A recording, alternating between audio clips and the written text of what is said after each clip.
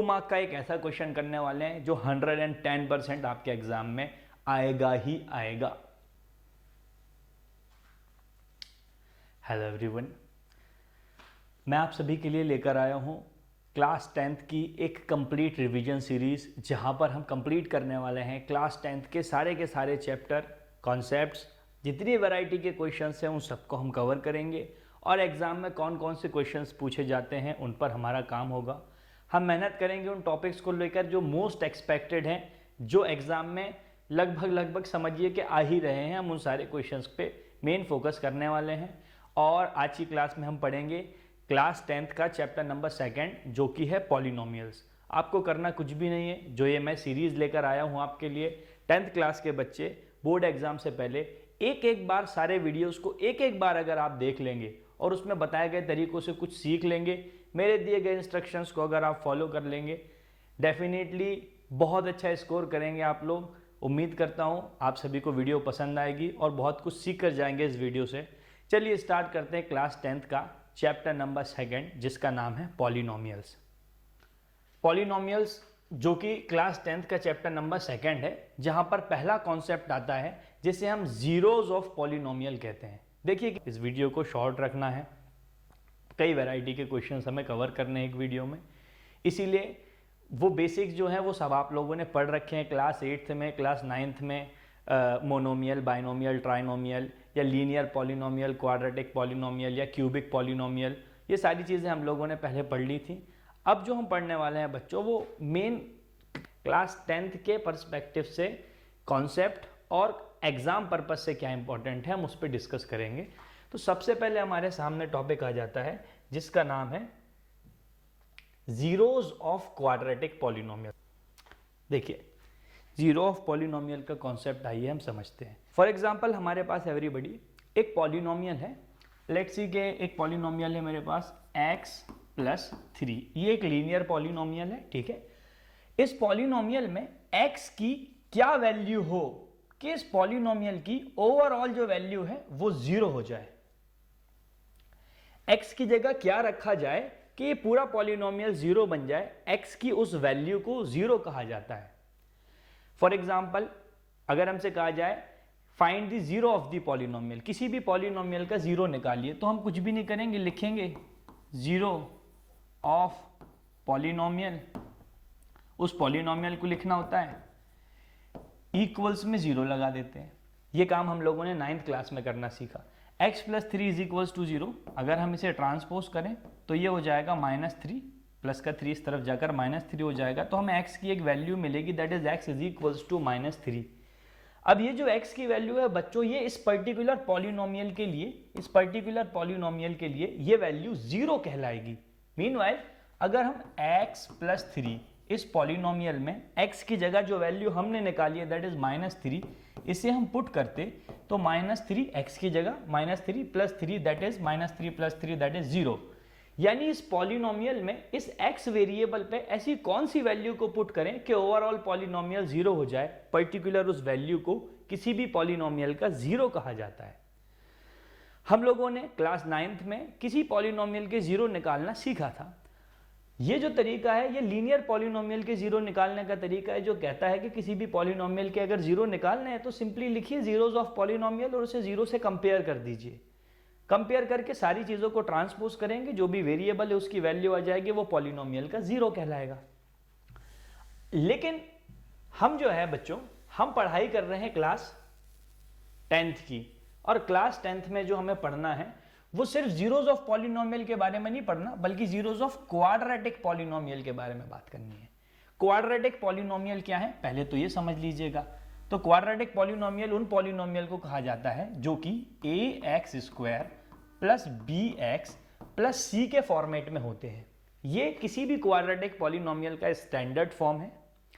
दूसरी बात, quadratic polynomial ऐसे पॉलिनोमियल हैं जिनकी डिग्री ऑफ पॉलिनोमियल एवरीबॉडी 2 होती है, यानी उस पॉलिनोमियल में जो भी वेरिएबल होगा उसकी मैक्सिमम जो एक्सपोनेंट है वो होगी 2, that is called degree of polynomial 2 होना। और ऐसे पॉलिनोमियल्स को हम क्वाड्रेटिक पॉलिनोमियल कहते हैं। इससे पहले मैंने पॉलिनोमियल लिखा था 3x + 2, इस तरीके से अगर हम लिखें तो क्योंकि इसके वेरिएबल x के ऊपर पावर जो है वो 1 है ना, उस x की एक्सपोनेंट जो है वो 1 है, तो हम कहेंगे कि ये एक लीनियर पॉलिनोमियल है।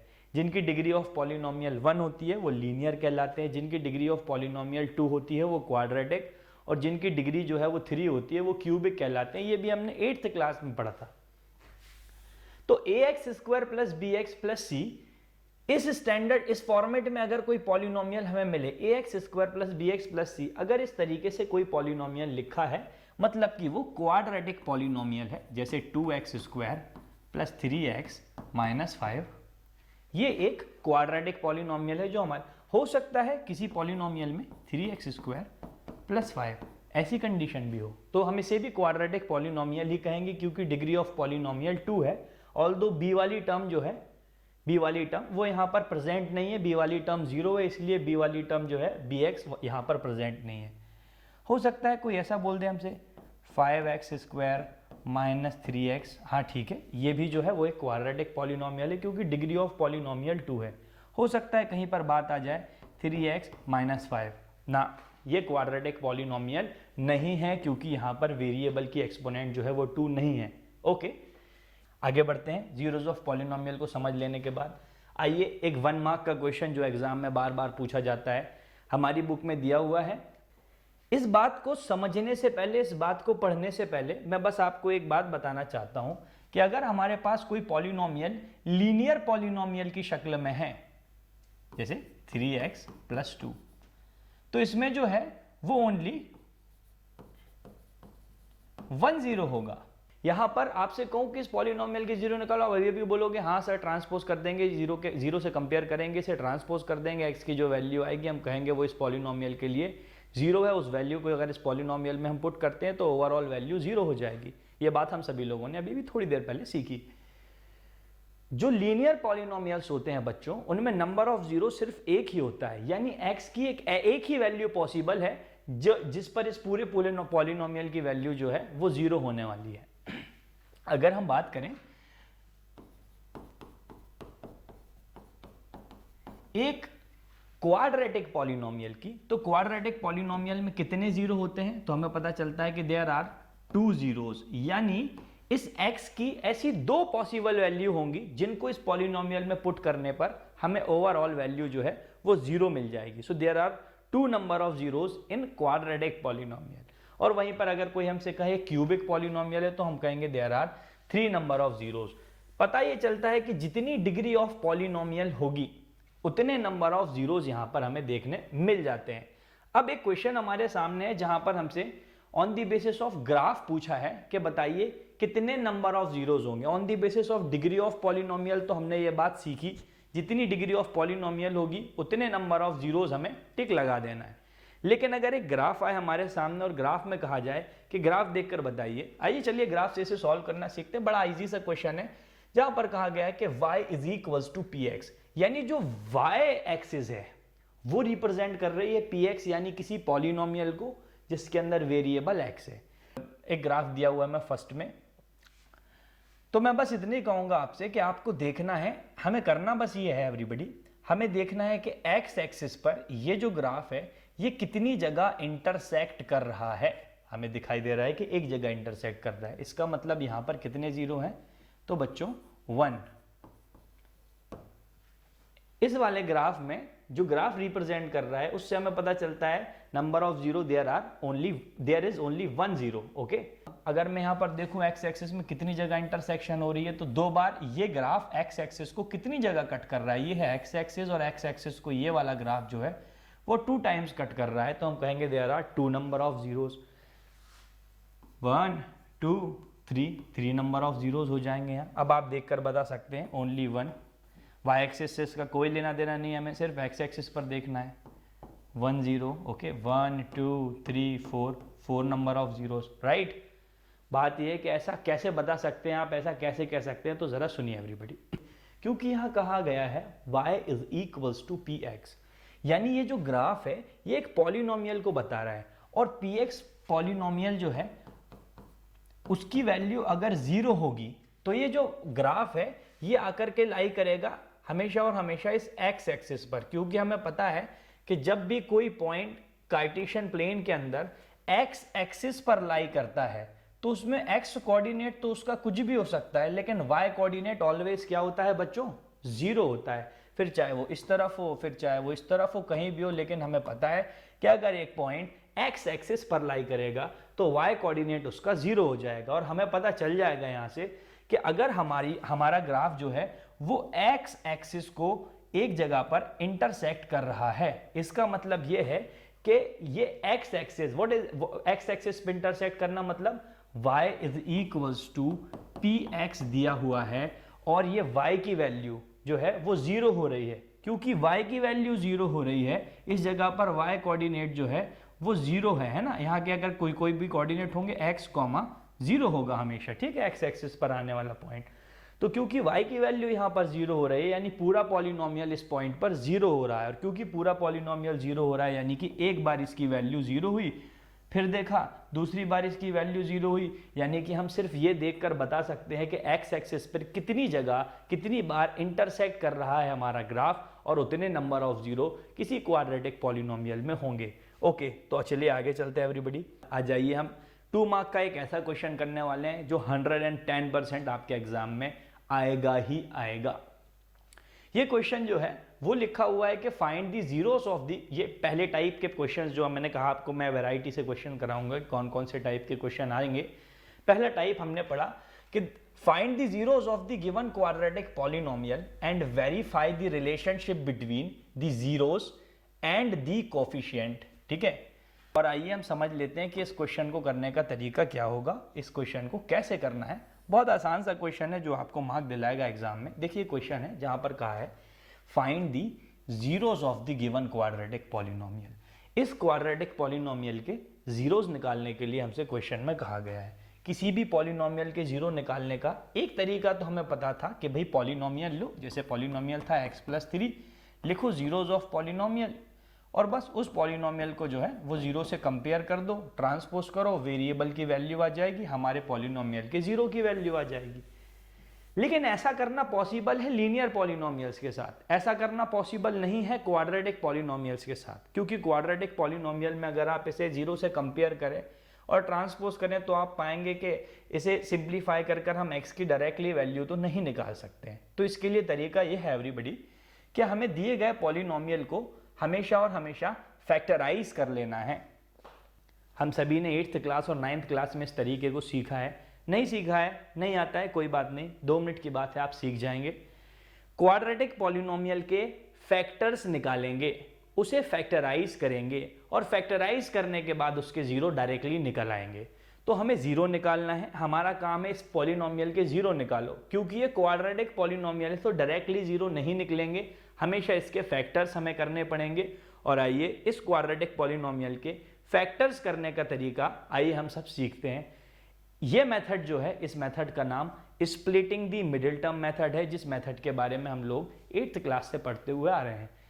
हमें करना कुछ भी नहीं है, हमेशा देखना है कि क्या जो हमारा पॉलिनोमियल है वो ax² + bx + c इस फॉर्मेट में है, यानी स्टैंडर्ड फॉर्म में है। अगर स्टैंडर्ड फॉर्म में है तो फिर हमें इस क्वेश्चन को सॉल्व करने की शुरुआत कर देनी है। तो हम देख पा रहे हैं कि 2x² + 7x + 6 ये स्टैंडर्ड फॉर्म में दिया हुआ हमें पॉलिनोमियल है और हम इसके जीरो निकालना शुरू करते हैं। तो हमें हमेशा करना ही है एवरीबॉडी कि आपको देखना है कि उस पॉलिनोमियल की जो लास्ट टर्म है वो क्या है, 6 है, और हमेशा उसकी फर्स्ट टर्म का न्यूमेरिकल कोफिशिएंट उठाना है। यहाँ पर है 6 और यहाँ पर फर्स्ट टर्म तो 2x² है, लेकिन इसका न्यूमेरिकल कोफिशिएंट जो है वो 2, यानी x² के साथ जो है वो, यानी ax² + bx + c में c और a को उठा लेना है और इनका मल्टीप्लाई कर देना है। तो 6 × 2 दैट इज 6 2 12। रफ में लिख रहा हूं, ठीक है, रफ में लिखेंगे आप, 6 2 12 साइड में लिख लेंगे रफ पोर्शन में। इन दोनों का हमेशा मल्टीप्लाई किया जाएगा, c का और a का मल्टीप्लाई कर हमें साइड में लिख लेना है। फिर उसके बाद हमें इसके फैक्टर्स देखने हैं कि कैसे कैसे 12 मल्टीप्लाई होकर कैसे कैसे 12 बनता है। तो हम सभी जानते हैं कि भाई 2 6 12, 12 1 12, 3 4 12, इस तरीके से जो है वो 12 बन जाएगा। ये जो हमारे पास 12 के फैक्टर्स आए हैं, इन फैक्टर्स को ऐड या सब्ट्रैक्ट कर हमें चेक करना है कि कौन से केस में मिडिल टर्म बनेगी।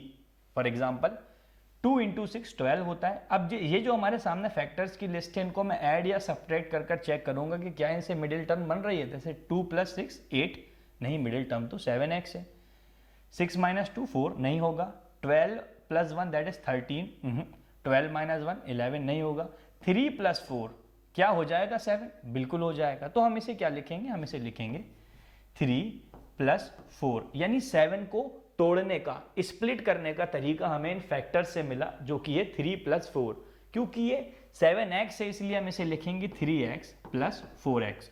इस 7x को इस तरीके से स्प्लिट किया जाएगा, इस तरीके से तोड़ा जाएगा, इसीलिए इसे स्प्लिटिंग दी मिडिल टर्म कहा जाता है। क्योंकि इस मेथड में एवरीबॉडी हम लोग मिडिल टर्म, किसी भी क्वाड्रेटिक पॉलिनोमियल की मिडिल टर्म को स्प्लिट कर देते हैं, उसे 2 पार्ट्स में तोड़ देते हैं और फिर उसके बाद उस पॉलिनोमियल के फैक्टर्स निकाल लिए जाते हैं। तो मैं इसे लिखूंगा 2x² + 7x को क्या लिख सकते हैं? 3x + 4x, और क्या है साथ में, लास्ट में +6। ये सब हमारा रफ काम था, इसे हम रफ कर देंगे। अच्छा, किसी के दिमाग में अगर ये सवाल आ रहा हो कि सर आपने 3x + 4x के ही टर्म्स में क्यों तोड़ा इस 7x को, आप इसे कुछ भी लिख देते। 2x + 5x भी तो 7x होता है ना। जब तोड़नी था 7 को तो किसी भी तरीके से तोड़ देते। तो ऐसा नहीं है बच्चों, जो तरीका मैंने आपको इसको स्प्लिट करने का बताया है, ये तरीका इसलिए भी खास है क्योंकि ऐसा करने से हम कॉमन निकाल पाएंगे और हमें इस क्वेश्चन में जो है क्वाड्रेटिक पॉलिनोमियल को जो है फैक्टराइज कर पाएंगे। तो अब जो हमारे पास 3 टर्म्स में क्वाड्रेटिक पॉलिनोमियल दिया हुआ था, वो 1 2 3 4 टर्म्स वाला जो है वो क्वाड्रेटिक पॉलिनोमियल बन चुका है। दैट इज 2x² + 3x + 4 + 6, जिसमें हमें हमेशा करना यह है कि स्टार्टिंग की 2 टर्म्स और लास्ट की 2 टर्म्स, इन दोनों को अलग अलग कॉमन निकालना है इनमें से, इन टर्म्स में से, यानी इन्हें अलग अलग देखना है। 2x² + 3x, इन दोनों टर्म्स में हमने देखा कॉमन क्या है, तो आपको पता चल रहा है कि x² और x, इन दोनों में x कॉमन है, तो x को हम कॉमन निकाल लेंगे। क्योंकि हमने यहां से x को कॉमन निकाल लिया है तो अंदर बचेगा 2x + 3x में से अगर x को कॉमन निकाल लिया तो सभी जानते हैं 3 बच जाएगा, क्योंकि प्लस है तो प्लस का साइन लगाएंगे और इन दोनों में से हम देखेंगे कि क्या कॉमन है इन दोनों टर्म्स में। तो हमें पता चल रहा है कि 4 के अंदर भी 2 है, 2 2 जार 4, और 6 में भी 2 3 जार 6 है। तो 2 को जो है हम कॉमन निकाल लेंगे, 2 दोनों ही में है, दोनों टर्म्स में 2 है। क्योंकि 2 को कॉमन निकाल लिया तो यहाँ पर बचेगा 2 और x प्लस 6 में से 2 निकाल लिया तो बच जाएगा एवरीबॉडी 3। आप हमेशा देखोगे कि ब्रैकेट्स में आने वाली टर्म सेम है। अगर सेम है मतलब आपने बिल्कुल सही सॉल्व किया है, अगर सेम नहीं है मतलब आपने कहीं ना कहीं गड़बड़ी की है। ब्रैकेट में जो भी टर्म्स आए उन्हें एक बार लिख देना है। ये हमारे पॉलिनोमियल का एक फैक्टर होगा जो ब्रैकेट के बाहर आए, जिन्हें हमने कॉमन निकाला है, जैसे x और +2, एक बार इसे लिख देना है x + 2, और ये हमारा क्वाड्रेटिक पॉलिनोमियल एवरीबॉडी फैक्टराइज हो गया। यानी किसी भी क्वाड्रेटिक पॉलिनोमियल को फैक्टराइज करने का तरीका जो है स्प्लिटिंग दी मिडिल टर्म से होगा। ये जो पॉलिनोमियल है ये इन दोनों लीनियर पॉलिनोमियल के प्रोडक्ट से मिलकर बना है। अगर 2x + 3 और x + 2 इन दोनों का मल्टीप्लाई कर दें तो 2x² + 7x + 6 मिलेगा, और अगर इसको जो है ना फैक्टराइज कर दें तो ये दोनों हमें फैक्टर मिल जाते हैं, दैट इज 2x + 3 × x + 2। अब इन पॉलिनोमियल्स के, इस क्वाड्रेटिक पॉलिनोमियल के हमने क्या कर लिए बच्चों, सबसे पहले तो हमने इसके फैक्टर्स कर लिए, यानी हमें इसे फैक्टराइज कर लेना है। फैक्टराइज कर लेने के बाद क्योंकि हमारा काम है जीरोज ऑफ पॉलिनोमियल निकालना, तो हम जीरोज ऑफ पॉलिनोमियल निकालेंगे। हमें लिखना है जीरोज ऑफ पॉलिनोमियल। ओके, बड़ा आसान है इसके जीरो निकालना।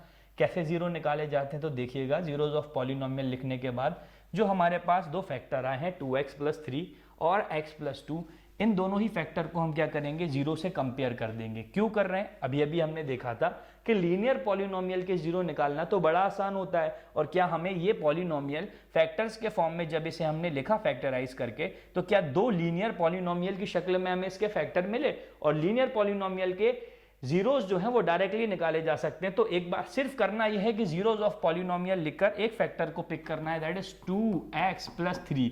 इसके जीरो निकालेंगे तो क्या इसके इक्वल में जीरो लिखना पड़ेगा, लिख देंगे 2x 3 को ट्रांसपोज कर देंगे, -3 हो जाएगा, x is equals to 2 divide में आ जाएगा तो -3/2, तो x की एक वैल्यू मिल जाएगी हमको, x इज इक्वल्स टू -3/2, और ये हमारे इस क्वाड्रेटिक पॉलिनोमियल का एक जीरो होगा। और इसके अलावा मतलब इसके साथ साथ और कौन सा जीरो होगा, तो हम कहेंगे भाई x प्लस 2, दूसरा फैक्टर लिखें x प्लस 2, इसे भी किससे कंपेयर कर दें एवरीबडी, 0 से, तो x plus 2 is equals to 0, x is equals to क्या हो जाएगा एवरीबडी, -2, क्योंकि x की एक और वैल्यू हमारे सामने आ चुकी है, तो x is equals to -3/2, x is equals to -2, और ये होंगे हमारे zeros of the quadratic polynomial. इस क्वाड्रेटिक पॉलिनोमियल में यानी 2x² प्लस 7x प्लस 6, इस क्वाड्रेटिक पॉलिनोमियल में अगर आप -3/2 की वैल्यू x की जगह पुट करेंगे तो ये पूरा पॉलिनोमियल 0 हो जाएगा, एंड x की जगह अगर आप -2 को पुट करोगे तब भी ये पॉलिनोमियल 0 हो जाएगा, क्योंकि ये एक क्वाड्रेटिक पॉलिनोमियल है, और क्वाड्रेटिक पॉलिनोमियल में 2 जीरोज होते हैं, यानी कि x की ऐसी 2 पॉसिबल वैल्यूज हैं जिन वैल्यूज को अगर हम पॉलिनोमियल में पुट करें तो वो पूरा पॉलिनोमियल 0 हो जाता है, पूरा पॉलिनोमियल 0 हो जाता है, और इसे ही आप सभी जानते हैं जीरोज ऑफ पॉलिनोमियल कहा जाता है। किसी लीनियर पॉलिनोमियल के जीरो निकालने का तरीका हम पहले से पढ़ते हुए आ रहे हैं, लेकिन किसी क्वाड्रेटिक पॉलिनोमियल के जीरो निकालने का तरीका आज की क्लास में हमने सीखा, जो कि बड़ा आसान है। किसी भी क्वाड्रेटिक पॉलिनोमियल को स्प्लिटिंग द मिडिल टर्म से पहले स्प्लिट कीजिए, स्प्लिट करने के बाद दो टर्म्स के पेयर में कॉमन निकालिए, एक पेयर जो कॉमन निकला है उसे लिख लीजिए, और एक पेयर जो दोनों ब्रैकेट्स में कॉमन नहीं निकल पाया है, सेम आएगा, उसे लिख लीजिए। आपके पास में होंगे आपके फैक्टर्स, जीरोज ऑफ पॉलिनोमियल लिख के हर एक फैक्टर को 0 से कंपेयर करें तो दोनों क्वाड्रेटिक पॉलिनोमियल के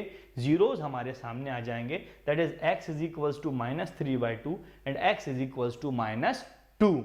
हमारा क्वेश्चन अभी खत्म नहीं हुआ है, देखिए इसका तो काम, इसको मैं रब कर देता हूं, है ना, देखिएगा, तो हमारा एक जीरो है,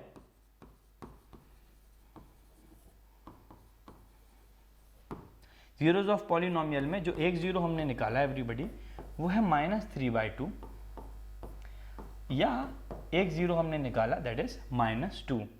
तो जीरोज ऑफ पॉलिनोमियल निकालते हुए हमें दो वैल्यूज मिलती हैं, जो कि हैं x is equals to -3/2, x is equals to -2, और ये हमारे क्वाड्रेटिक पॉलिनोमियल के दो जीरोज आ जाते हैं। देखिए बच्चों, चलिए अब ये क्वाड्रेटिक पॉलिनोमियल के जो जीरो हैं, इसके बाद क्या करना है उसको भी हम देख लेते हैं। Find the zeros of the quadratic polynomial, निकाल दिए क्या, ठीक है, and verify the relationship between the zeros and the coefficients. Zero का रिलेशन वेरीफाई करें और उनके जीरो और उनके कोफिशिएंट का रिलेशन वेरीफाई करें। ये रिलेशन क्या कहलाता है, आइए सबसे पहले समझ लेते हैं। रिलेशन कहता है कि sum of zeros always equals to -b/a। अब ये क्या है भाई, सम ऑफ जीरोज, यानी जो दो जीरोज हम लोगों ने निकाले हैं दैट इज -3/2 और -2, इन दोनों को अगर हम ऐड कर दें, इनका सम कर दें, सम ऑफ जीरो, तो ये हमेशा और हमेशा -b/a के इक्वल होगा। -b और a ये क्या है, तो एक quadratic polynomial ax² plus bx plus c के फॉर्म में होता है, जहां पर a, b और c को कंपेयर कर कर इनकी वैल्यू निकाली जा सकती है। देखकर पता चल रहा है कि भाई एक ax² plus bx plus c, अगर ये एक स्टैंडर्ड फॉर्म में लिखा हुआ पॉलिनोमियल है तो x² के साथ में हमेशा a होता है, और x² के साथ में यहाँ पर 2 है, यानी a की वैल्यू क्या हो जाएगी, तो हम कहेंगे भाई a का मतलब यहाँ पर 2 है।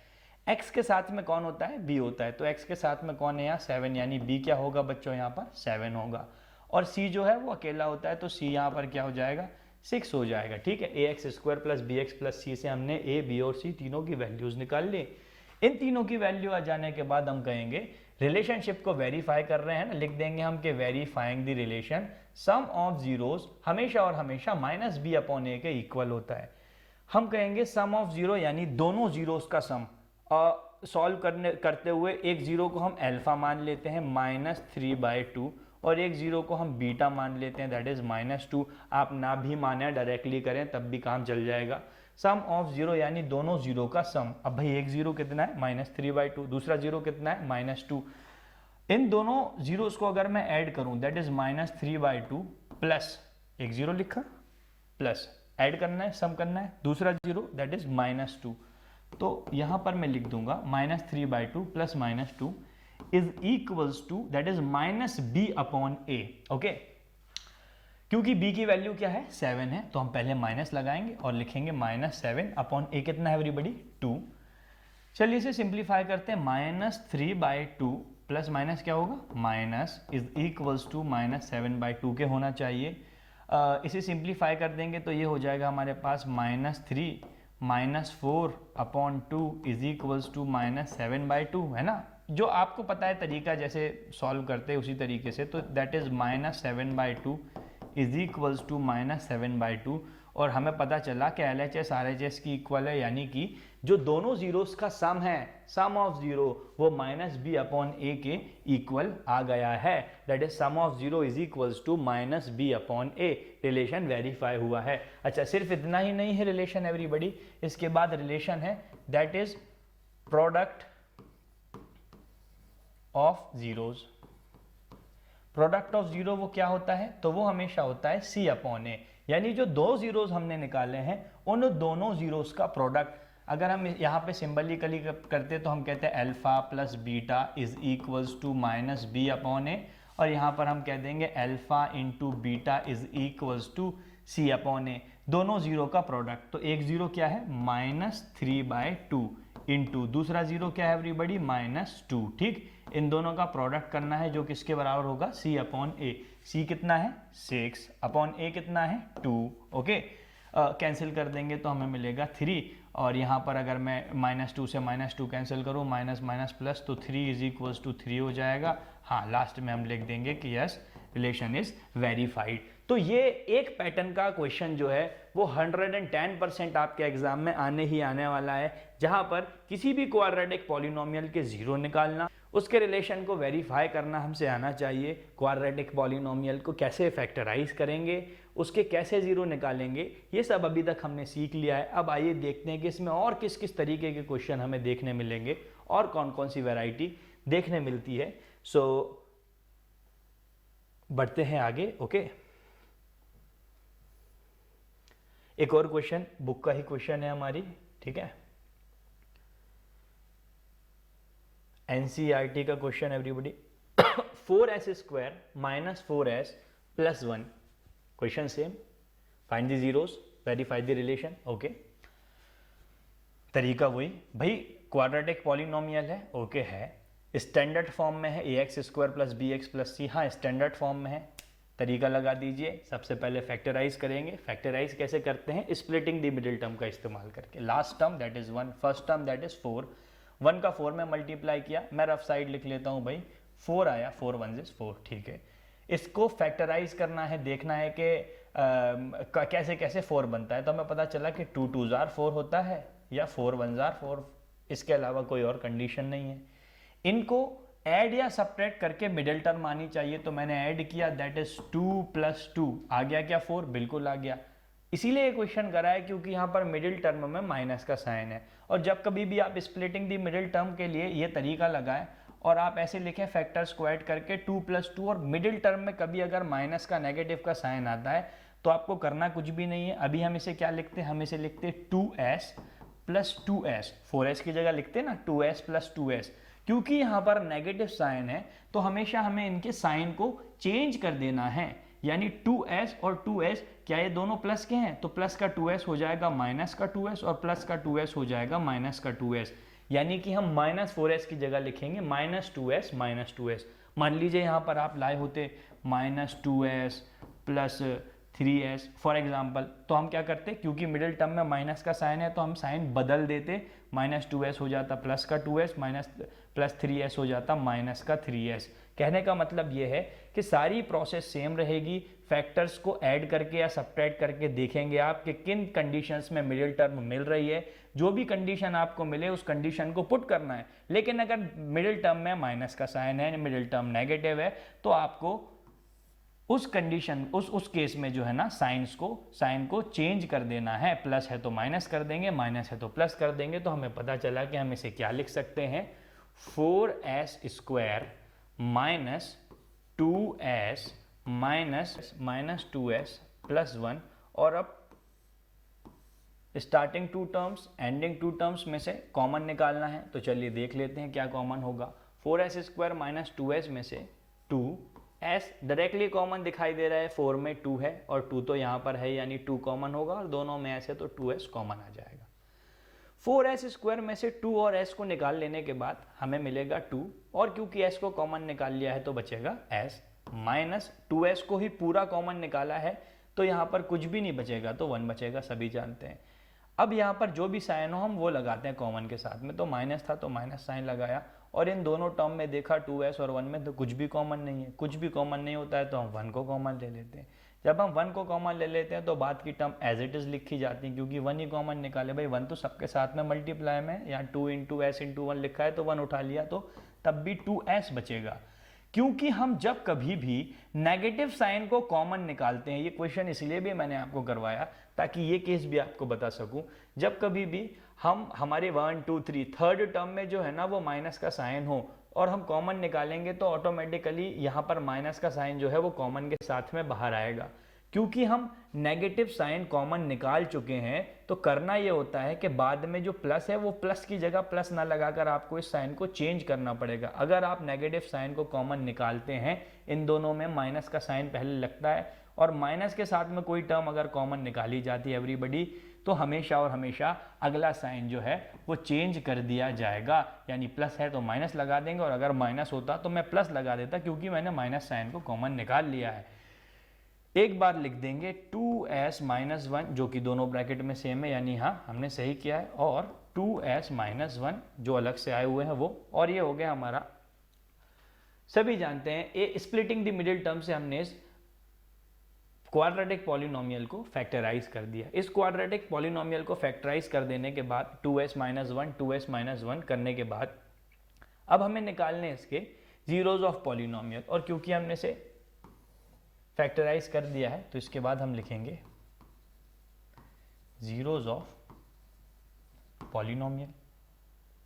2s minus 1 is equals to 0 और 2s minus 1 is equals to 0। भाई दोनों फैक्टर्स को 0 से कंपेयर कर देते हैं, क्योंकि दोनों लीनियर के फॉर्म में आ गए, अब तो डायरेक्टली इनके जीरोज निकालना पॉसिबल है।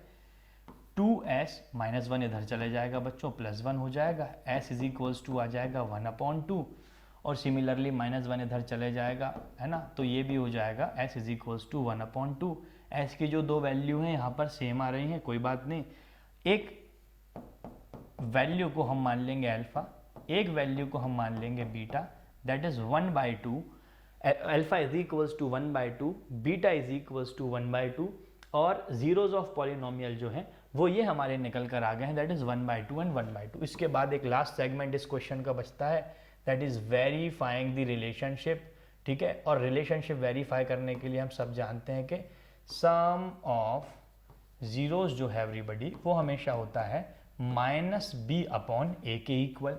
क्या हम इस क्वेश्चन में देख सकते हैं इस पॉलिनोमियल में ax² plus bx plus c से कंपेयर करने में हमें दिखाई दे रहा है कि a का मतलब है a की जगह है 4, b की जगह है एवरीबडी -4, और c की जगह कौन है 1 है। तो सम ऑफ जीरो यानी दोनों जीरोस को ऐड कर देंगे तो जीरो जो है वो 1/2 आया। जब हम सम करेंगे तो हम लिखेंगे 1/2 प्लस 1/2, दोनों जीरो का सम इज इक्वल्स टू होना चाहिए -b/a। तो पहले तो माइनस लगाएंगे और फिर उसके बाद b की वैल्यू लिखेंगे, तो b की वैल्यू है एवरीबडी -4, दैट इज -4/a की वैल्यू है 4, तो मैंने 4 पुट की।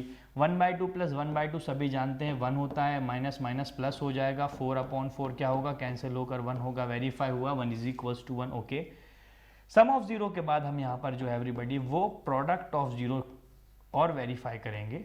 तो हम सभी जानते हैं कि जो प्रोडक्ट ऑफ जीरोज हैं वो हमेशा और हमेशा c/a के इक्वल होता है।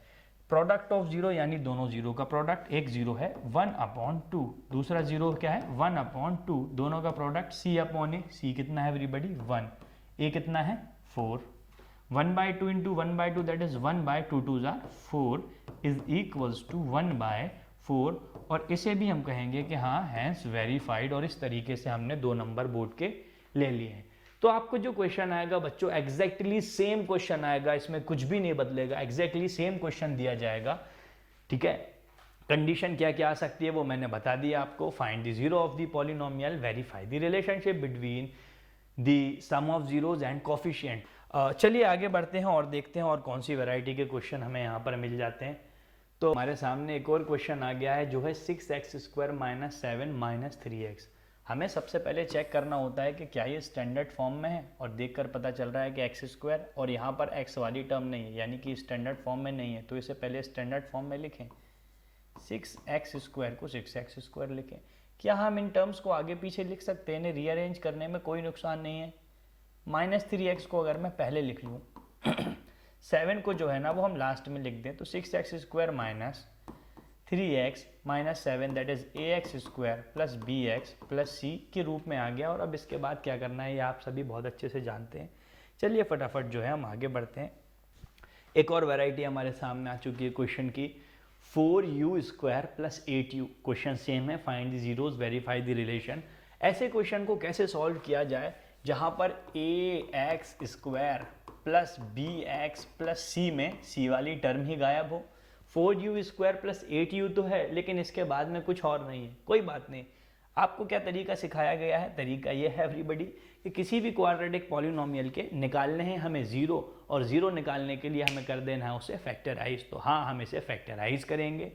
हमें तो सिर्फ इसे फैक्टराइज करना है, और 4u² + 8u को अगर हम फैक्टराइज करें तो कैसे करेंगे इसे फैक्टराइज, चलिए देख लेते हैं। अगर यहाँ पर थर्ड टर्म नहीं है, ये quadratic polynomial factorise splitting the middle, ऐसे पॉलिनोमियल्स को जो है वो स्प्लिटिंग द मिडिल टर्म से फैक्टराइज नहीं किया जाएगा।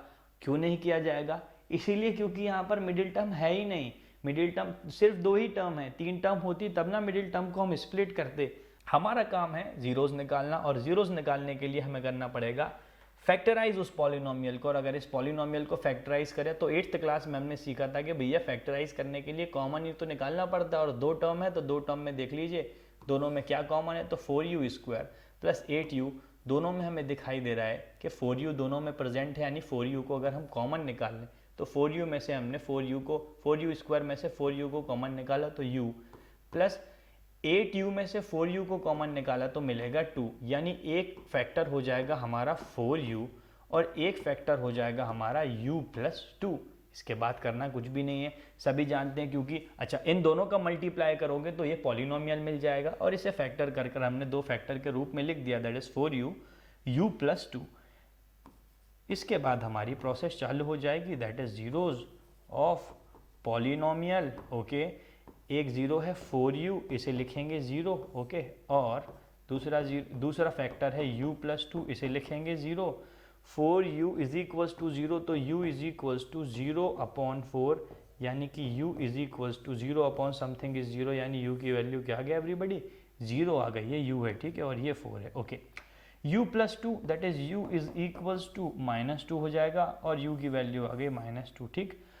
u = 0, u = -2, ये दो आ गए हमारे 0। इसके बाद हम कहेंगे वेरीफाइंग द रिलेशनशिप, और वेरीफाई करने के लिए सबसे पहले लिखेंगे सम ऑफ जीरो। सभी जानते हैं सम ऑफ जीरो होता है एवरीबडी -b/a। दोनों जीरो को अगर हम ऐड करें तो एक जीरो है 2 और एक जीरो है 0 और एक जीरो है -2, इन दोनों को ऐड कर देंगे = अब b की वैल्यू तो हमें पता है ax² + bx + c। अब यहाँ पर कुछ भी नहीं है तो लास्ट में क्या होगा बच्चों? 0, यानी कि a का मतलब 4, b का मतलब भाई x² के साथ में जो होता है ना वो a होता है, जो x के साथ में होता है वो b होता है, और जो अकेला होता है वो c होता है, और c वाली टर्म यहाँ नहीं है, यानी कि c का मतलब क्या हो जाएगा यहाँ पर? 0 हो जाएगा। तो हम कहेंगे sum of zero = -b/a, that is minus, और b क्या है? 8, तो -8/a, what is a? That is 4। 0 + -2 यानी कि सिर्फ -2 है ना, प्लस माइनस माइनस का 2 = 4 1 = 4, 4 2 = 8, -2 = -2। Okay, verify, then product of zeros जो कि क्या होता है? c/a। प्रोडक्ट ऑफ जीरोज, एक जीरो कितना है? 2, इंटू दूसरा जीरो कितना है एवरीबडी? -2, एक जीरो है जीरो, एक जीरो है -2, एक जीरो है जीरो, एक जीरो है -2, दोनों का मल्टीप्लाई करेंगे, ये हमेशा इक्वल होना चाहिए। c अपॉन ए के हमने अभी अभी देखा, c कितना है एवरीबडी, 0 अपॉन ए कितना है everybody, 4, 0 into -2 that is 0 is equals to 0 upon something is equals to 0। हो गया क्या वेरीफाई? चलिए तो चलिए आगे बढ़ते हैं फटाफट, बड़ा इजी है ये वाला क्वेश्चन तो है ना, ऐसे क्वेश्चन पूछते हैं एमपी बोर्ड्स में तो बहुत ज़्यादा पूछे जाते हैं। चलिए आगे बढ़ते हैं। एक और वैरायटी लास्ट में आपको करा देता हूँ, फिर उसके बाद हम अगली टाइप पर चलेंगे। देखिए क्वेश्चन जो है वो इस तरीके से कि लिखा हुआ है, पॉलिनोमियल जो दिया है वो अब की बार टी स्क्वायर -15 में है। अभी भी हमारे पास दो टर्म है, यहाँ पर भी स्प्लिटिंग दी मिडिल टर्म का यूज़ हम नहीं करेंगे, या इसको भी स्प्लिट करना पॉसिबल नहीं है। कैसे स्प्लिट करोगे? सिर्फ दो ही टर्म है। हाँ, जहाँ पर हम स्प्लिट नहीं कर सकते, हमें पता है कि स्प्लिटिंग दी मिडिल टर्म का इस्तेमाल तो यहाँ पर नहीं किया जाएगा, लेकिन इसका मतलब ये कि जीरो कैसे निकाले जाएंगे, कोई बड़ी बात नहीं है बच्चों। जीरो निकालने के लिए आपको एक तरीका बताया गया है, वो तरीका ये है कि किसी भी क्वाड्रेटिक पॉलिनोमियल को फैक्टराइज कर दीजिए। फैक्टराइज करने के बाद खुद ब खुद वो दो लीनियर पॉलिनोमियल्स के फॉर्म में आ जाएगा, और फिर उसके बाद उनके जीरो बड़ी आसानी से निकाले जा सकते हैं।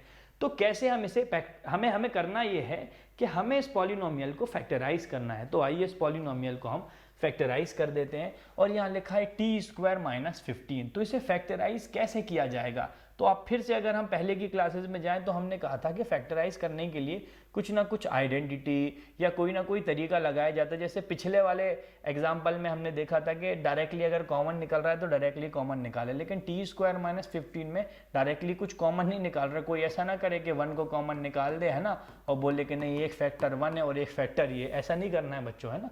तो हम क्या करेंगे, हम यहाँ पर कुछ तरकीब लगाएंगे कि कोई आइडेंटिटी या कोई तरीका लगे यहाँ पर जिससे जो है ना ये पॉलिनोमियल फैक्टराइज हो जाए। काम है हमारा उसे फैक्टराइज करना।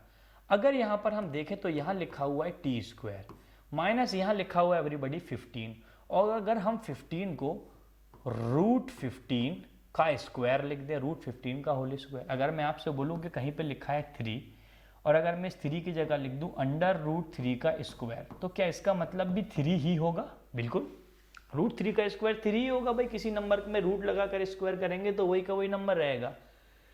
यानी हम 15 को √15 द होल स्क्वायर लिख सकते हैं क्या? बिल्कुल लिख सकते हैं। अगर हम ऐसा लिख दें तो इसकी वैल्यू में भी कोई फर्क नहीं आएगा, यानी इसमें हमने कोई खिलवाड़ भी नहीं किया, इसको गलत भी नहीं किया हमने। इस पॉलिनोमियल की वैल्यू वही की वही है, और हमारा काम भी बन गया। ऐसा किया क्यों? ऐसा किया इसलिए क्योंकि यहाँ पर हमारे सामने एक टर्म का स्क्वायर था, फिर माइनस का साइन था और कुछ लिखा था। मैंने कहा अगर ये चीज़ भी स्क्वायर हो जाएगी तो हमारे सामने एक आइडेंटिटी का प्रारूप बन जाएगा, या हमारे सामने एक आइडेंटिटी बन जाएगी, जो आइडेंटिटी होगी a square minus b square, जो कि होता है सभी जानते हैं a plus b into a minus b, right. तो इस आइडेंटिटी की बेसिस पर हम इस पॉलिनोमियल को फैक्टराइज कर लेंगे। हमने किया कुछ भी नहीं है, -15 है, इसको मैंने √15 का स्क्वायर लिख दिया है। तो टी स्क्वायर माइनस √15 का स्क्वायर, जहां पर a square minus b square की आइडेंटिटी का यूज करते हुए a plus b a minus b के फॉर्म में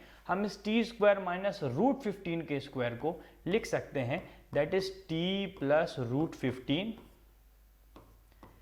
टी माइनस √15। ए की जगह जो है ना, ए को टी से कंपेयर करेंगे और बी को जो है वो √15 से करेंगे, कोई 15 नहीं लिखेगा। तो टी प्लस √15 टी माइनस √15, और मुबारक हो बच्चों, ये जो quadratic polynomial T square minus 15 हमें आपके सामने जो दिया हुआ था, इसे हमने जो है ना आइडेंटिटी से क्या कर दिया, एक बार फिर से फैक्टराइज कर दिया। फैक्टराइज करने के बाद सभी जानते हैं भाई, जैसे ही दो फैक्टर निकले, जीरोज ऑफ पॉलिनोमियल, ठीक है, एक पॉलिनोमियल का एक फैक्टर को लिखें टी प्लस √15 इक्वल का साइन लगाएं 0, और दूसरा पॉलिनोमियल टी माइनस √15 कंपेयर करेंगे 0 से। Okay, t is equals to, जब √15 ट्रांसपोज होगा तो ये हो जाएगा टी इज इक्वल्स टू -√15, ये एक 0 आ गया, और ये हो जाएगा t is equals to -√15 transpose होकर बन जाएगा 15, तो ये टी इज इक्वल्स टू आ जाएगा एवरीबडी 15। तो t is equals to -√15, t is equals to √15, ये मिल गया हमें दोनों 0। और बस वही वेरीफाइंग द रिलेशन, जो कि हम सभी जानते हैं कि सम ऑफ जीरोस कितना होता है, -b/a। दोनों 0 को ऐड कर देंगे भाई, एक 0 कितना निकला था, -√15 प्लस दूसरा 0 क्या निकला है बच्चों, √15 इज इक्वल्स टू -b। अब फिर से देख लेते हैं भाई, ax square plus B X plus C से अगर हम इसे कंपेयर करें तो एक्स स्क्वायर के साथ वाली टर्म जो है वो ए होती है, टी स्क्वायर के साथ में क्या है, कुछ नहीं है तो 1 है, यानी ए का मतलब क्या होना चाहिए, 1 होना चाहिए। x के साथ वाली टर्म जो b होती है और यहाँ पर t तो है ही नहीं, है ना, t तो है ही नहीं, टी स्क्वायर के बाद डायरेक्टली -15 है, यानी कि यहाँ पर b वाली टर्म नहीं है, क्योंकि b वाली टर्म नहीं है इसलिए b जो है वो 0 हो जाएगा। भाई b अगर 0 होता तभी तो b इंटू एक्स होकर ये टर्म 0 हुई होगी और ये टर्म यहाँ से गायब हो गई होगी, है ना। फिर उसके बाद लास्ट में जो लिखा हुआ है दैट इज c, वो c होता है तो c हो जाएगा हमारे पास -15। हम यहाँ पर जो है ना माइनस बी अपॉन ए में माइनस बी जो कि हमारे पास 0 और अपॉन ए जो है एवरीबडी वो है हमारे पास 1, तो -0 अपॉन 1 हमें मिलेगा, दैट इज -√15 प्लस √15, दोनों कैंसिल होकर 0 हो जाएंगे और 0 अपॉन समथिंग 0 ही होता है, तो हमें पता है कि ये हो गया हमारा रिलेशन वेरीफाई। दूसरी चीज़ को हम प्रूफ कर, दूसरी चीज़ को और वेरीफाई करेंगे, that is product of zeros और प्रोडक्ट ऑफ जीरो क्या होता है एवरीबडी, सी अपॉन ए। एक जीरो क्या है हमारे पास, एक जीरो है -√15 इंटू अनदर जीरो क्या है √15, दोनों का मल्टीप्लाई इज इक्वल्स टू क्या होना चाहिए, C, that is -15 upon A, that is A क्या है बच्चों 1 है, ठीक है। -√15 इंटू √15 दैट इज √15 इंटू √15 क्या 15 हो जाएगा, √15 का स्क्वायर दैट इज 15 और माइनस प्लस हो जाएगा minus is equals to -15 upon 1, मतलब कि सिर्फ और सिर्फ -15 अपॉन में 1 लिखते नहीं है, -15 इज इक्वल्स टू -15 अपॉन में यहाँ पे 1 लिखते नहीं है, सभी जानते हैं -15 is equals to -15, hence the relation is verified. Clear है सभी को। तो इस तरीके से जो हम लोगों ने कंप्लीट कर लिया, 2 नंबर आपके पक्के हो गए, इसके अलावा क्वेश्चन आ ही नहीं सकता, ठीक है, बिल्कुल इन्हीं में से क्वेश्चन कोई आएगा, मतलब कि एग्जैक्टली सेम वैल्यू नहीं बोल रहा हूं मैं, लेकिन ये क्वेश्चन जरूर आएगा कि find the zero of the polynomial and verify the relation. और कैसा भी केस आए, मिडिल टर्म में माइनस हो, सिर्फ 2 टर्म हो, एक्स वाली टर्म ना हो, कुछ भी हो, हम उसे जो है फैक्टराइज करके उसके जीरोस निकाल लेंगे। और आई चलिए तो बच्चों अब हम जो है वो सेकंड वैरायटी के क्वेश्चन की तरफ आ चुके हैं। एक और टाइप का क्वेश्चन जो अगेन 2 मार्क में आपके एग्जाम में आने वाला है इसी चैप्टर से, जो जस्ट पिछले पैटर्न का अपोजिट है क्वेश्चन। पिछले पैटर्न में हमने क्या सीखा था कि एक क्वाड्रेटिक पॉलिनोमियल के जीरोस निकालिए और उनके सम एंड प्रोडक्ट ऑफ जीरो के रिलेशन को वेरीफाई कीजिए, यानी सम ऑफ जीरोस निकालिए, प्रोडक्ट ऑफ जीरो निकालिए और चेक कीजिए कि -b अपॉन ए और c अपॉन ए के इक्वल होते हैं या नहीं होते हैं या नहीं उस पर्टिकुलर पॉलिनोमियल में। तो ऐसे ही अब हमसे उस क्वेश्चन का जस्ट ऑपोजिट पूछ लिया है, जहां पर हमसे कहा है कि find a quadratic polynomial, okay, find a quadratic polynomial each with the given number as sum and product of its zeros respectively. यानी जो दिए गए नंबर्स, हमें यहाँ पर दिए हुए जो नंबर्स हैं बच्चों, जैसे यहाँ पर दिया हुआ है 1/4 एंड -1, तो ये जो है ये sum of zeros and product of zero respectively है। Sum and product of zero, यानी पहले जो दिया हुआ है वो सम है और बाद में जो दिया हुआ है वो प्रोडक्ट ऑफ जीरो है, ओके। ये सम ऑफ जीरो है 1/4, ये प्रोडक्ट ऑफ जीरो है -1, यानी अल्फा प्लस बीटा, यानी कि सम ऑफ जीरो, और ये product of zero alpha into beta, जो हम लोगों ने पहले पिछले क्वेश्चन में निकाले थे, उनका रिजल्ट हमें दे दिया और हमसे कहा है कि फाइंड अ क्वाड्रेटिक पॉलिनोमियल, यानी इससे क्वाड्रेटिक पॉलिनोमियल निकालिए। बहुत आसान होने वाला है, बड़ा आसान क्वेश्चन है, चलिए देख लेते हैं इसे कैसे सॉल्व किया जाएगा। आपको सबसे पहले करना ये है कि आपको लिखना है सम ऑफ जीरोस। हम सभी जानते हैं सम ऑफ जीरो कितना होता है, रिलेशन बस पता हो आपको, भाई sum of zero always equals to -b upon A. अच्छा, सम ऑफ जीरो कितना है, तो हम सब -b upon a is equals to 1/4 है ना, -b अपॉन ए जो है सम ऑफ जीरो वो होगा 1/4।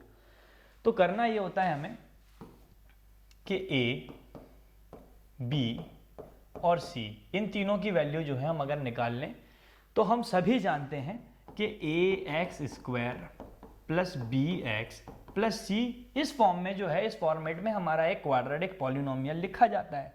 a, b और c की वैल्यू अगर हमें पता हो, फॉर एग्जांपल ये है 2, तो 2x², फॉर एग्जांपल b है 3 तो 3x, फॉर एग्जांपल c है 5 तो 2x² plus 3x plus 5। a b c तीनों की वैल्यू पता होने के बाद क्या पॉलिनोमियल बन जाएगा? बिल्कुल बन जाएगा, बड़ा आसान है। तो हमें सिर्फ करना ये है एवरीबॉडी कि a b और c इन तीनों की वैल्यूज को जो है वो निकाल लेना है, क्योंकि हमसे कहा गया है कि सम ऑफ 0 1/4 है, तो हमने कहा सम ऑफ 0 होता है -b/a के, ये रिलेशन हमने पढ़ा है। -b/a जो है वो कितना होना चाहिए? 1/4। इसके बाद आपके लिए बिल्कुल कुछ भी नहीं करना बच्चों, डायरेक्टली कंपैरिजन करना है। देखो a का मतलब क्या है? 4, a को लिख देंगे हम यहाँ पर 4। फिर उसके बाद -b जो है वो किसके इक्वल दिया हुआ है? 1 की इक्वल। भाई -b का मतलब अगर 1 है, -b इज इक्वल्स टू अगर 1 है तो क्या b का मतलब -1 होगा? अगर आप दोनों साइड -1 का मल्टीप्लाई करो तो b इज इक्वल्स टू -1। हमें -b की वैल्यू नहीं चाहिए, हमें b की वैल्यू चाहिए, और b की वैल्यू क्या आ जाएगी एवरीबॉडी? -1। तो बस करना कुछ भी नहीं है, आपको सम ऑफ 0 लिखना है, जो कुछ भी सम दिया हुआ है वो लिखना है, डायरेक्टली कंपेयर करना है। a के सामने जो भी है ना वो हो जाएगा हमारा a, b के सामने जो भी है -b के सामने तो साइन चेंज कर देंगे तो b की वैल्यू आ जाएगी। तो a हो गया 4, b हो गया -1। अब हम आगे बढ़ते हैं, इसके बाद हम कहेंगे दूसरा relation, that is product of zeros.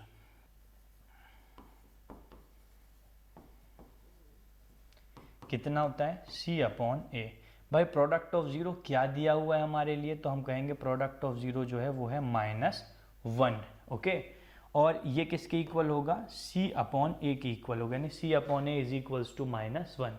अब कोई कहेगा हाँ तो c का मतलब -1 हो जाएगा, मतलब डायरेक्टली कंपेयर तो करना है। नहीं, डायरेक्ट कंपेयर करने की आपको परमिशन सिर्फ और सिर्फ सम ऑफ जीरोस के लिए। प्रोडक्ट ऑफ 0 में हम डायरेक्ट कंपेयर नहीं करेंगे, ठीक है।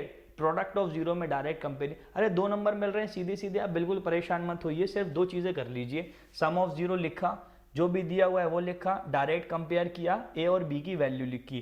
प्रोडक्ट ऑफ 0 लिखा, c/a से कंपेयर किया। हाँ, अब हमें कंपैरिजन नहीं करना है कि c के सामने जो है वो c हो जाएगा, हमने इस तरीके से लिख दिया। इसके बाद करना ये होता है कि क्योंकि a की वैल्यु ऑलरेडी हमारे पास है, जो कि हमने कितनी निकाली थी? 4।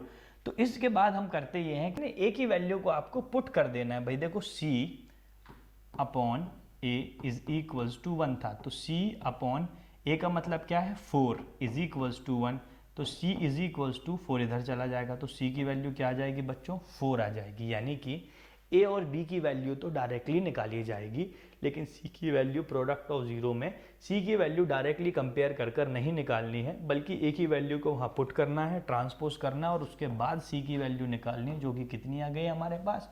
4 आ गई। हम कहेंगे कि जो हमारा पॉलिनोमियल है वो ax² plus bx plus c के फॉर्मेट में लिखा जाता है, और a की वैल्यू हमने निकाली है 4, तो हम लिखेंगे 4x² प्लस b कितना निकाला है हमने? -1 इंटू एक्स, प्लस c कितना है हमारे पास बच्चों? 4, तो हम इसे लिखेंगे 4x² और प्लस माइनस माइनस और 1 इंटू एक्स यानी -x प्लस 4, तो ये आ जाएगा हमारे पास एक क्वाड्रेटिक पॉलिनोमियल। जो हमसे पूछा था फाइंड अ क्वाड्रेटिक पॉलिनोमियल, कितना आसान है बच्चों, डायरेक्टली 2 मार्क्स आपको मिल जाएंगे। 4x² - x प्लस 4 हमने यहाँ पर आंसर निकाल लिया है, और यही जो है हमारा क्वाड्रेटिक पॉलिनोमियल होगा। अब आपने देखा कि कैसे पिछले वैरायटी वाले क्वेश्चन में हमने जो है ऐसे पॉलिनोमियल्स को फैक्टराइज किया था और उनके सम और प्रोडक्ट ऑफ जीरोस निकाले थे, और इस क्वेश्चन में सम ऑफ 0 एंड प्रोडक्ट ऑफ 0 हमें गिवन है, जिनकी हेल्प से जो है ना हमें वापस वो पॉलिनोमियल निकालना। आप समझ गए होंगे कैसे पॉलिनोमियल वापस निकाला जाएगा बच्चों। बड़ा मज़ेदार चैप्टर है, चलिए आगे बढ़ते हैं, है ना। और एक और क्वेश्चन देख लेते हैं, है ना। एक क्वेश्चन हमारे सामने और है, दैट इज वही सेम क्वेश्चन है ना, सम ऑफ 0, ये है सम ऑफ 0, ये है product of 0। Sum of 0 that is, हम फिर लिखेंगे, रिलेशन लिखना पड़ेगा, सम ऑफ जीरोस कितना होता है? -b/a, okay. Sum of 0 that is -b/a, जो कि कितना दिया हुआ है हमको? 0 दिया हुआ है एवरीबॉडी। अब अपॉन में कुछ भी नहीं है तो 1 मान लेंगे, कंपेयर करेंगे, सभी जानते हैं। यहाँ पे लिख लेता हूँ मैं, भाई a क्या आएगा, b क्या आएगा, c क्या आएगा, वो हम यहाँ पर लिख लेंगे, ठीक है। तो हम कहेंगे कि a के सामने कौन है भैया? 1, तो a की वैल्यू क्या हो जाएगी? 1 हो जाएगी। भाई b का मतलब क्या है? 0। अच्छा एक चीज़ और, a की वैल्यू जो है वो 1 होगी या -1 होगी। तो देखो बच्चों, क्योंकि 0 के इसके बी हमें जो है ना साइन ऊपर वाले में ही मानकर चलना है। हम इसको बिल्कुल नहीं कहेंगे कि -b/a है तो हम क्योंकि b के सामने 0 है तो हम इसे -a मानकर a की वैल्यू -1 करने गड़बड़ हो जाएगी। आपको साइन को ऊपर से ही कंपेयर करना है कि भाई ये साइन जो है सिर्फ b, ऑल्दो ये पूरे के ऊपर साइन लगा हुआ है लेकिन हम b को बस कंपेयर करके चलेंगे तो गड़बड़ी नहीं होगी। ठीक, तो a की वैल्यू क्या है एवरीबॉडी 1 और b के सामने कौन है 0, तो भाई b तो हो गया हमारे पास 0। फिर उसके बाद आई बारी किसकी बच्चों, प्रोडक्ट ऑफ 0 की, है ना, प्रोडक्ट ऑफ जीरोस जो कि क्या होता है c/a, और c/a कितना दिया हुआ है हमको एवरीबॉडी √5, c/a दैट इज √5। हम लिखेंगे c अपॉन, हमें पता है कि a की वैल्यू को हमें जो है a की वैल्यू 1 है, a की वैल्यू को हमें इसमें पुट करना होता है। तो c/1 इज इक्वल्स टू √5, यानी c इज इक्वल्स टू क्या हो जाएगा एवरीबॉडी 1, ट्रांसपोज कर दो मल्टीप्लाई हो जाएगा c/1 c ही होगा बच्चों। तो c इज इक्वल्स टू क्या आ गया हमारे पास √5, तो c की वैल्यू मिल गई हम सभी को √5। इसके बाद हम कहेंगे कि पॉलिनोमियल को लिखा जाता है ax² plus bx plus c। ये एक क्वाड्रेटिक पॉलिनोमियल को लिखने का तरीका है, ये फॉर्म है उसका। और हम कहेंगे a जो कि हमने निकाला 1, तो 1x² plus b that is 0x plus c that is √5, और हम इसे कहेंगे 1 into x² that is x² plus 0 into something that is 0 plus √5 यानी √5। तो पॉलिनोमियल बनेगा x² प्लस √5। क्लियर है एवरीबॉडी, क्लियर है क्या सभी को? चलिए तो आगे बढ़ते हैं और अब हम एक और क्वेश्चन देखेंगे और उसके बाद इस वीडियो को एंड करते हैं। तो लास्ट क्वेश्चन देख लेते हैं फटाफट से।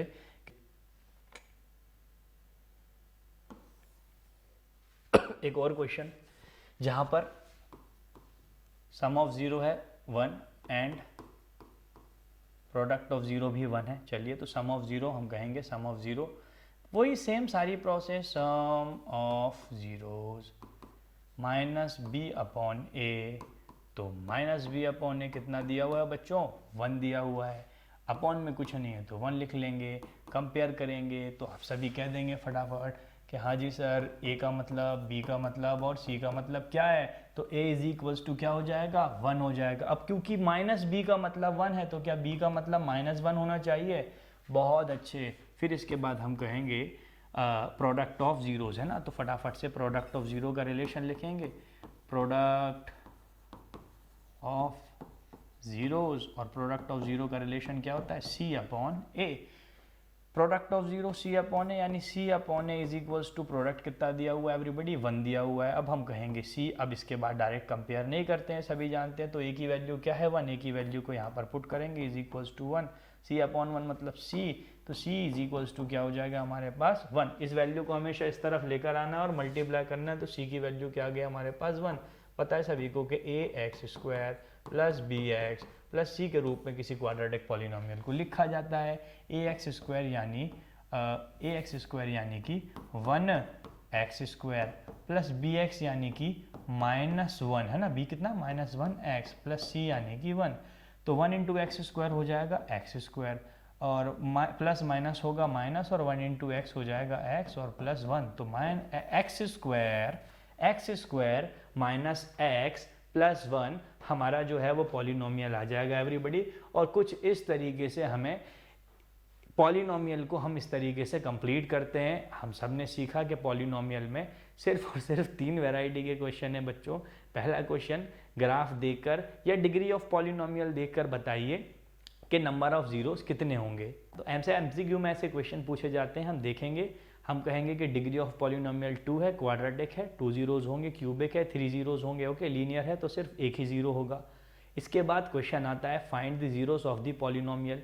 कैसे कैसे क्वेश्चन आ सकते हैं, क्या क्या होता है, वो सब हम लोगों ने कंप्लीट किया। फिर उसके बाद एवरीबॉडी हम और आगे बढ़ें अगर, तो तीसरी वैरायटी के क्वेश्चन हमें मिलते हैं जहां पर हमसे कहा जाता है कि sum of zeros and product of zero given है, इससे एक क्वाड्रेटिक पॉलिनोमियल बनाकर दिखाइए, और हम वो क्वाड्रेटिक पॉलिनोमियल इस तरीके से बना लेते हैं। बस कंक्लूजन मैं यहाँ से करना चाहूँगा कि आप सभी के लिए मैं ऐसी ही और वीडियोस लेकर आने वाला हूँ जहाँ पर कंप्लीट चैप्टर के पूरे कॉन्सेप्ट्स को आपके सामने सिखाया भी जाएगा। बहुत इंपॉर्टेंट क्वेश्चंस को हम डिस्कस करने वाले हैं, सिर्फ और सिर्फ सुपर इंपॉर्टेंट पर हम काम करेंगे, ठीक है। हालांकि कॉन्सेप्ट हम सारे कवर कर रहे हैं और मैं आपको बताता भी जा रहा हूँ कि कहाँ कहाँ से क्वेश्चन आते हैं, कौन कौन से क्वेश्चन मोस्ट एक्सपेक्टेड हैं जो एग्जाम में एज इट इज़ आपको देखने मिलेंगे। पूरा का पूरा एक्सपेक्टेड पेपर जो है वो आपको पहले से पता होगा, आपको ये सारी बातें पता होंगी कि किस चैप्टर से क्या आने वाला है। और जिन्होंने साल भर नहीं पढ़ पाए या पढ़ा भी है तो उनका एक बहुत अच्छा रिवीजन यहाँ से होने वाला है। रिवीजन के लिए बहुत इंपॉर्टेंट होंगी ये क्लासेस।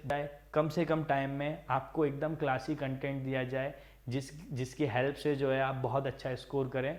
बने रहिए इस सीरीज़ में, वीडियो के साथ में लाइक करें, हमारे चैनल को शेयर करें और सब्सक्राइब करें।